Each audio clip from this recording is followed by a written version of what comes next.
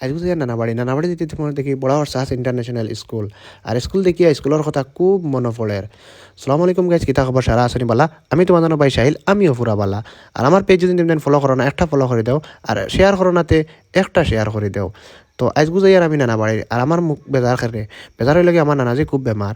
আর শুনিয়া মাইয়ে তানোর যারছে না কইছেন চল বাবা গাড়ি লিয়ে বারো নানারে দেখি আইমু। আর এখানে হইলো দিগলজার বাজার। আর আজ আজ থেকে 4 বছর আগে আমি নানাবাড়ি গেছি, কিন্তু 4 বছর বাদে এখন যাই আর নানাবাড়ি। আর নানাবাড়ি যাইতে আস্তা দেখি তার রাস্তা খুব উন্নত হয়েছে, মানে অত মজার রাস্তা হয়েছে, মানে গাড়ি চালাইতে খালি হাদা হাদা করে। আর এখানে লাগে দিগলজার বাজার। আর এখানে আমি জানি না দিগলজার বাজার করে, কিন্তু বহুত উন্নত হয়েছে। এখানে হচ্ছে বৃহস্পতিবারে বাজার হয়।